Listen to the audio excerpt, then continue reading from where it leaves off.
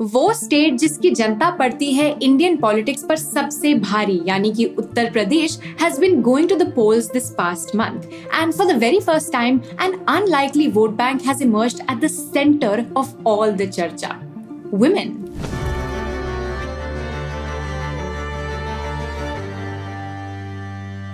A feminist hype slogan, a woman-centric manifesto, women-only campaign marathons. The woman voter is at the center of the Congress's election campaign in UP. But with Kamal Saheli clubs, reservation promises and a range of incentive schemes just for women, the BJP, BSP and SP are also targeting the woman voter like never before. But in a state where caste and religion are usually the focus, where did this sudden emphasis on the woman voter come from? Well, first, because more women are voting than ever before. Women's participation in UP elections has increased from around 46% in 1962 to over 60% in 2017, growing at a much faster rate than men's. In fact, from 2012 onwards, women voters' turnout has consistently been higher than men's. And so, despite the gender ratio being quite skewed in UP, women make up about 47% of the electorate in this year's election. But this trend isn't unique to UP. Around the country, the number of women voters has been increasing consistently since the 1960s, in what some experts have called a silent revolution.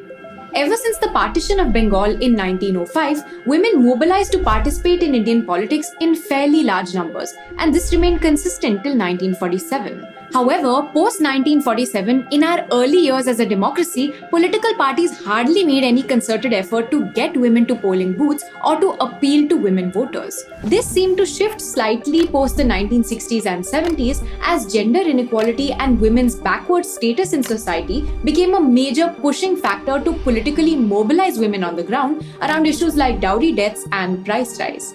A bigger push, according to journalist Vasudha Venugopal, happened in 1992 with panchayat-level reforms, a landmark change in the Indian constitution which ensured a 33.3% reservation for women candidates in panchayats. This led to a need to actively engage women in village-level politics and also increased women's levels of awareness and participation as voters. But even more important than this shift in numbers was another kind of shift. Political analysis up until the 2009 Lok Sabha elections found that Indian women do not always vote as women, meaning that they are less likely to vote for their individual interests as women and more likely to vote for their family or community interests. But it is this trend which seems to be shifting in the last decade or so. CSDS surveys found that in the 2009 Lok Sabha elections, only 43% of women voted without taking anyone's advice. But in 2019 elections, this number rose to 81%. In Bihar and Delhi in 2020, and again in the West Bengal state elections in 2021, women voters played a huge role in Nitish Kumar, Arvind Kejriwal and Mamata Banerjee's success.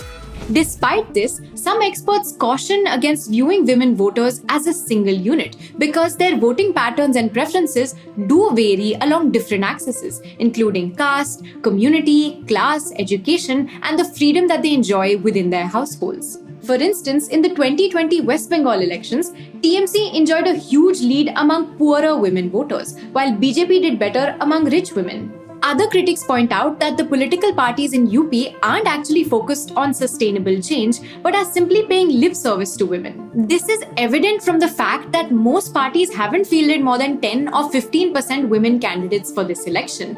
Even the Congress party, which has fielded around 40% women in UP, has not followed the same agenda on women empowerment in other states that need it, like Rajasthan or Chhattisgarh. Nonetheless, the fact that women are being viewed and mobilized as a vote bank at this scale signals a huge shift in Indian politics. Ultimately, whether or not this mobilization of the woman voter pays off will only be clear on the day of UP's election results. But if it does pay off, one thing is for sure.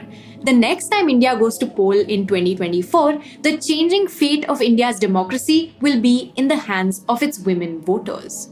That's it for this video in our What's the Point series. If you have suggestions for topics that we should cover, do drop them in the comments below and don't forget to like, share and subscribe to the Swaddle.